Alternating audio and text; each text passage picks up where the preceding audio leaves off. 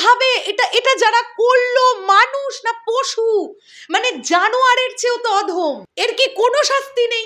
এই লোকগুলোর কি শাস্তি হওয়া উচিত? এক্সট্রিম লেভেলের যদি কিছু হয়ে থাকে সেইটা হওয়া উচিত, সেইটা হওয়া উচিত। এরা মানুষ নয়। আমি সিনেমা নিয়ে কথা বলি, আমি তো একজন নারী, আমি তো একজন দিনের শেষে গিয়ে মেয়ে। আজকে এই বিষয়টা নিয়ে যদি আমি না কথা বলি, আমার মনে হবে আমি নারী নামের কলঙ্ক।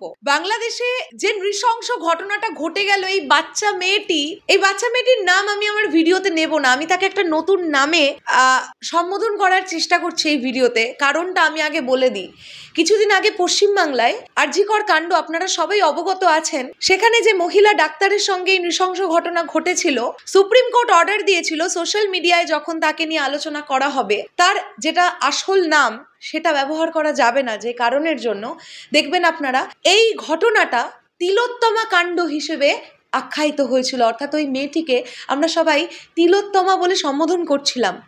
আজকে আমি এই বাচ্চা মেয়েটিকে, এই বাংলাদেশের এই বাচ্চা মেয়েটিকে, যে মেয়েটি এত খারাপ, এইটুকুনি বয়সে এত খারাপ একটা সিচুয়েশনের মধ্যে দিয়ে গেল, সে কখনো ভেবেছিল যে এইটুকুনি বয়সে তার সাথে এটা ঘটবে? এই মেয়েটিকে আমি আমার ভিডিওতে আয়েশা বলে সম্বোধন করছি। আপনারা বুঝে গেছেন আমি কাকে নিয়ে কথা বলছি। এবং সব থেকে বড় ব্যাপার, প্রথমত হচ্ছে এইটুকুনি বাচ্চা একটা মেয়ে, দ্বিতীয়ত হচ্ছে তার পরিবারের মানুষজনেরা কিভাবে এই খারাপ কাজটা করলো এই মেয়েটার সঙ্গে। আমার প্রশ্নটা এখানেই যে যারা এই খারাপ কাজটা করলো তারা কি আসলেই মানুষ? মান আর হুঁশ কি তাদের মধ্যে আছে? তারা কি দিনের শেষে গিয়ে এটা ভুলে গেল তারা যে ভূমিষ্ঠ হয়েছে?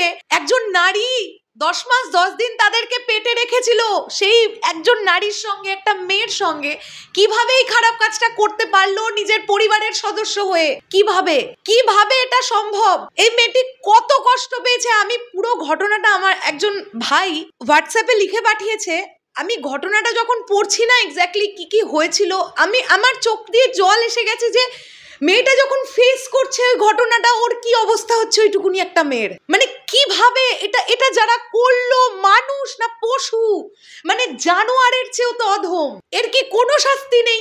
আন্তর্জাতিক নারী দিবস হিসেবে একজন পোস্ট করেছেন বাংলাদেশের একজন ভদ্রলোক, তিনি বলছেন আন্তর্জাতিক নারী দিবসে বাংলাদেশের উপহার 14 থেকে 15টা হয়েছে বিশ্ব নারী দিবস উপলক্ষে।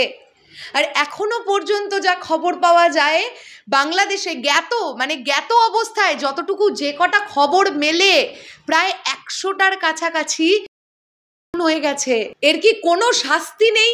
এই যারা এই নৃশংস, এই নৃশংসের মতন কাজটা যারা করলো, পশুর মতো কাজটা যারা করলো, তারা কি কোনো শাস্তি পাবে না? তাদের শাস্তি দেবে কে? আমি বিষয়টা নিয়ে অবগত খুব ছিলাম যে আমি বলবো না।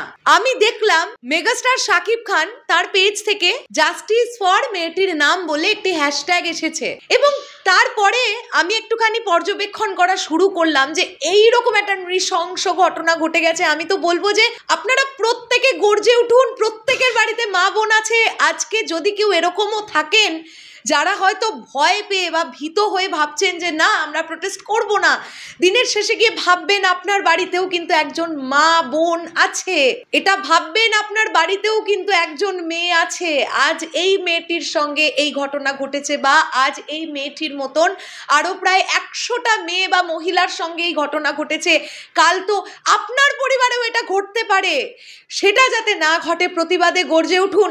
সাধারণ মানুষ চাইলে, আম জনতা চাইলে কি করতে পারে তার প্রমাণ রিসেন্ট টাইমেও আছে। এবং যে ভাইটির সঙ্গে আমার এক্ষুনি কথা হলো, তিনি বলছেন দিদি, যেহেতু আমাদের দেশে এখন কোনো স্থায়ী সরকার নেই, তাই যে যার মতন যা ইচ্ছে পারছে তাই করে যাচ্ছে, কেউ কাউকে বারণ করার নেই।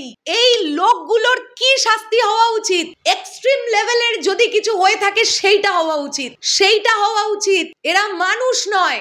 আমি সত্যি বলছি, আমি এইরকমই ভিডিও বানিয়েছিলাম যখন আমাদের এখানে তিলোত্তমা কাণ্ডটা জানতে পারলাম, যখন ফিল করলাম একজন মেয়ে হিসেবে যে এরকম খারাপ এত কিছু, মানে ওই মেয়েটা কত কি ফেস করলো, মানে কতটা কষ্ট সে ফিল করলো। এবং আমি যতটুকু যা জানতে পারলাম, এই ঘটনাটি, মানে এই যে আয়েশা, যে মেয়েটিকে আমি সম্বোধন করছি আয়েশা বলে, এর ঘটনাটি ঘটেছে প্রায় 1 সপ্তাহ খানেক আগে। এই 1 সপ্তাহ ধরে মেয়েটা এই কষ্ট সহ্য করেছে।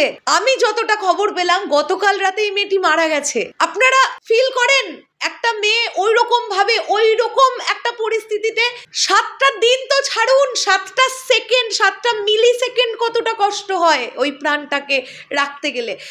ডাক্তার নিজে বলছেন, মেয়েটার যিনি মানে মেয়েটা যে ডাক্তারের আন্ডারে ছিল আর কি, ডাক্তার বলছে এই ধরনের ভিকটিম স্পটেই মারা যায়। আমরা এটাই দেখে অবাক হয়ে গেছি, মেয়েটা এতদিন জুঝলো কি করে এই কষ্টটা নিয়ে। মানে আমি সত্যি বাক্যহারা, আমার কিছু বলবার নেই। আমি শুধু এটাই বলতে চাই, এরা যে মায়ের পেট থেকে হয়েছে না, সেই মায়েরও আজ খুব কপাল চাপড়ানোর দিন। আমি জানি না তারা বেঁচে আছেন না মারা গেছেন, সত্যি তাদের আজ খুব কপাল চাপড়ানোর দিন যে তার মতন তিনি এমন কুলাঙ্গারদের জন্ম দিয়েছেন।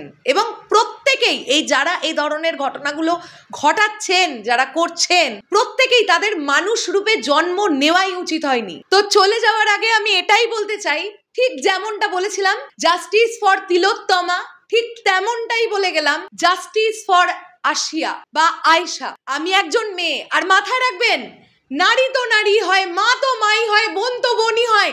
কোনো জাত ধর্ম হিন্দু মুসলিম খ্রিস্টান বৌদ্ধ মেনে হয় না। একজন শিশু যখন ভূমিষ্ঠ হয়, সেই ভূমিষ্ঠটা করে তার মা, একজন নারী। তাই মা তো মাই, নারী তো নারী। এতে কোনো দেশ, কোনো জাত, কোনো বিভেদ কিচ্ছু হয় না। আজ আমি ভারতবর্ষে দাঁড়িয়ে এই ঘটনার তীব্র নিন্দা জানালাম একজন নারী হিসেবে। এবং এই ভিডিওটা ইউটিউবে আমরা মনিটাইজেশন বন্ধ রাখলাম, চাই না রোজগার এই ভিডিও থেকে। এই ভিডিও থেকে চাই না রোজগার। আপনারা প্রতিবাদে গর্জে উঠুন। আজ আপনারা যদি প্রতিবাদে গর্জে না ওঠেন, পরিস্থিতি আরো ভয়ঙ্কর হবে। আজ আমি ভারত, বাংলাদেশ, পাকিস্তান, ইউএসএ, আমি কোনো দেশ বিভেদে বলছি না। আর যেখানে যেখানে এই ঘটনা ঘটছে, এই ঘটনা তো নেওয়া যায় না, এই ঘটনা তো মানা যায় না। বলুন না, এই ঘটনা কি মানা যায়? আপনারা নিজেরাই বলুন না, মানা কি যায়? শেষ করলাম ভিডিওটা। এবার দেখুন আপনারা কিভাবে আপনাদের মতন করে প্রতিবাদ করবেন। সোশ্যাল মিডিয়া তো সবার কাছে আছে, করুন না লেখালেখি, একটু চেষ্টা করুন। যদি কেউ হায়ার অথরিটিতে থেকে থাকেন, তাদের কাজ পর্যন্ত যদি পৌঁছয়, চেষ্টা করুন।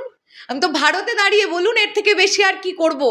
এর থেকে বেশি তো করার আমার কোনো আর ক্ষমতা নেই। কিন্তু আপনারা তো চাইলে পারবেন। যারা বাংলাদেশ থেকে আমার এই ভিডিওটা দেখছেন, মনে করুন আপনাদের দেশের বোন, আপনাদের দেশের মা, আপনাদের দেশের দিদি, যেটা মনে করুন, তাদের সঙ্গে ঘটছে এই ঘটনাগুলো। প্রতিবাদে গর্জে উঠুন, প্রতিবাদে গর্জে উঠুন, আর একটা সেকেন্ড ভাববেন না